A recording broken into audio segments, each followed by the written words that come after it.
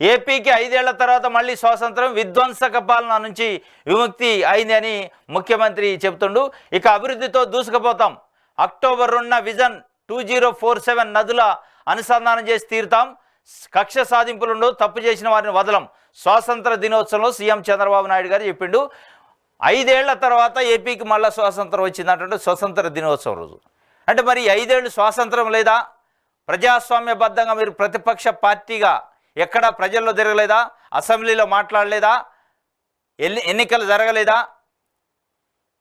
అంటే స్థానిక సంస్థలు కానీ ఏదైనా ఎన్నికలు జరగలేదా? అంటే ప్రజాస్వామ్యయుతంగా లేకుండా కోర్టులు పనిచేయలేదు, వ్యవస్థలు పనిచేయలేదు అనే విధంగా 5 ఏళ్ల తర్వాత మనకు స్వాతంత్రం వచ్చింది మళ్ళా అంటున్నారు.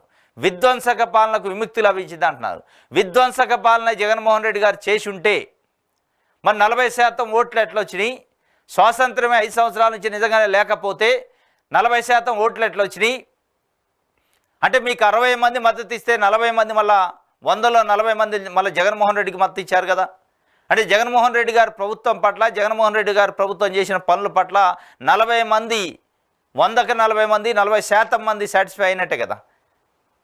మరి ఎక్కడ స్వాతంత్రం లేదని ఎట్లా అంటారు? విధ్వంసం నుంచి విముక్తి అయింది అని ఎట్లా అంటారు? అంటే ఎవరికి స్వాతంత్రం వచ్చింది? ఎవరిపైన విధ్వంసం జరిగింది?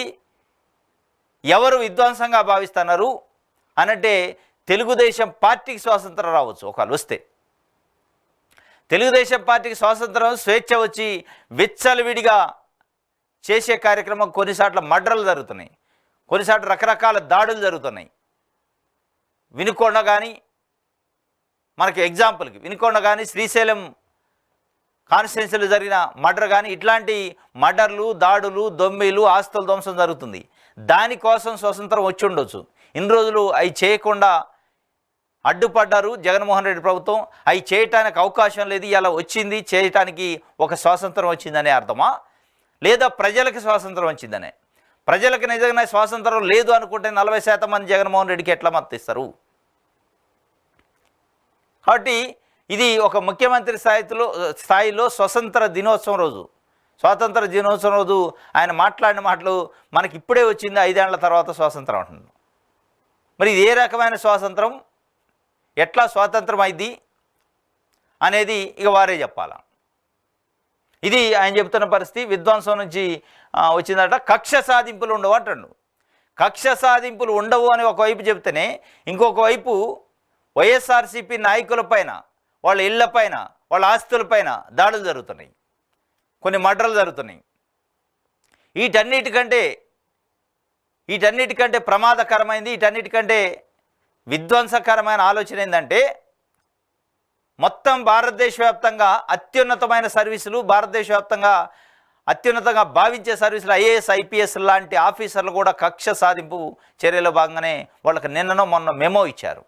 మీరు ఎట్టి పరిస్థితుల్లో ఉదయం 10 గంటల నుంచి సాయంత్రం 5 గంటల వరకు వచ్చి డీజీపీ ఆఫీసులో వెయిటింగ్ హాల్లో కూర్చోవాలని ఐపీఎస్ ఆఫీసర్లకి, ఐఏఎస్ ఆఫీసర్లకు కూడా ఆదేశాలు జారీ చేశారు. దీన్ని ఏమంటారు? కక్ష సాధింపనరా? ఒక ఉన్నతమైన లక్ష్యంతో ఉన్నతమైన సర్వీసులోకి, ఐఏఎస్, ఐపీఎస్ లాంటి సర్వీసులోకి వచ్చిన వ్యక్తుల యొక్క సేవలను ఉపయోగించుకుంటా వాళ్ళని ఉట్టిగా ఆడ కూర్చోబెట్టి వెయిటింగ్ చేపించి అవమానపరిచి కక్ష సాధింపు చర్యలు తీసుకుంటుంటే దీన్ని ఏమంటారు? మరి వాళ్ళ యొక్క సేవల్ని, వాళ్ళ యొక్క అనుభవాన్ని, వాళ్ళ యొక్క మేధస్సుని ఉపయోగించుకోవాల్సిన అవసరం ఉంది. భారతదేశంలో ఎక్కడా లేదు. ఏ రాష్ట్రంలో ఏ ప్రభుత్వం వచ్చినప్పుడు, ఏ ముఖ్యమంత్రి మారినప్పుడు కూడా ఈ రకంగా ఇంతమంది ఐపీఎస్ని కక్ష సాధింపు చర్యలో భాగంగా పక్కన పెట్టి పోస్టింగ్ లేకుండా వాళ్ళ అత్యున్నతమైన వాళ్ళ యొక్క సేవలను ఉపయోగించుకోకుండా ప్రజలకు వాళ్ళ సేవలు చేసే అవకాశాన్ని ఇవ్వకుండా పక్కన పెట్టిన పరిస్థితి. దీన్ని కక్ష సాధింపనరా? దీన్ని ఏ రకమైన నిర్ణయం అంటారు? ఇది మరి మంచి నిర్ణయమా, చెడు నిర్ణయమా?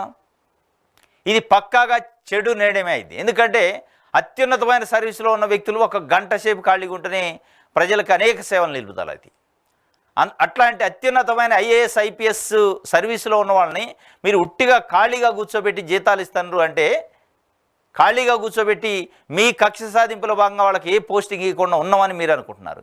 కానీ ప్రజల యొక్క ఆస్తులకి, ప్రజల యొక్క ధనానికి నష్టం జరుగుతుంది.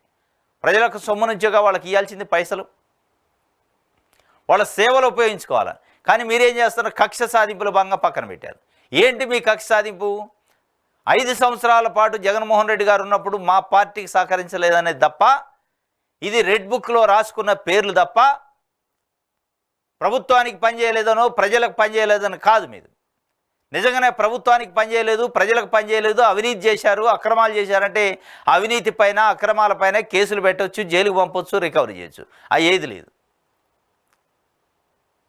ఏది లేకుండా మా పార్టీకి సహకరించలేదు కాబట్టే మేము ఈ రకమైన మా పార్టీలో అధికారంలోకి వచ్చింది కాబట్టి ఇలా కక్ష సాధింపు చేస్తామని చెప్పి ఒకవైపు చెబుతూనే కక్ష సాధింపులు ఉండవు అంటున్నారు. అంటే మీ పార్టీకి సహకరించడానికి వాళ్ళు ఐఏఎస్ ఐపీఎస్ అయింది. వాళ్ళు ఏ ప్రభుత్వం ఉంటే ఆ ప్రభుత్వం యొక్క ఆదేశాలకు అనుగుణంగా, ప్రభుత్వం యొక్క లక్ష్యాలు దృక్పథాలకు అనుగుణంగా పనిచేయాలి. ఇవాళ మీ పార్టీ అధికారంలో ఉంది. మీ పార్టీ ఆలోచనలు, మీ పార్టీ లక్ష్యాలు, మీ పార్టీ ఏదైతే పెట్టుకుందో వాటికి అనుగుణంగానే పనిచేస్తారు తప్ప వేరే పార్టీకో వేరే వ్యక్తుల అనుకూలంగా పనిచేయరు కదా. అంటే ఇవాళ తెలుగుదేశం పార్టీ ప్రభుత్వానికి అనుకూలంగా, తెలుగుదేశం పార్టీ లక్ష్యాలకు అనుగుణంగా పనిచేసాయి ఐఏఎస్లు ఐపీఎస్ ఆఫీసర్లని మళ్ళీ భవిష్యత్తులో వచ్చే ప్రభుత్వం ఇట్లా పక్కన పెట్టాలా, ఇట్లా మెమోలు ఇవ్వాలా? అంటే వాళ్ళ యొక్క లక్ష్యం ఏం కావాలి? వాళ్ళు ఏ ఉద్దేశంతో సర్వీసులోకి వచ్చారో ఆ సర్వీసు లక్ష్యాలు, ఆ ఉద్దేశాలు పక్కన పెట్టి రాజకీయ పార్టీల ప్రలోభాలకి, రాజకీయ పార్టీల లక్ష్యాలకు అనుగుణంగా పనిచేయాలన్నా, ప్రభుత్వాలకు అనుగుణంగా పనిచేయాలన్నా? ఇది ఇప్పుడు మీరు చెప్పాలా? ఎందుకంటే 45 సంవత్సరాల రాజకీయ అనుభవం ఉంది మీకు.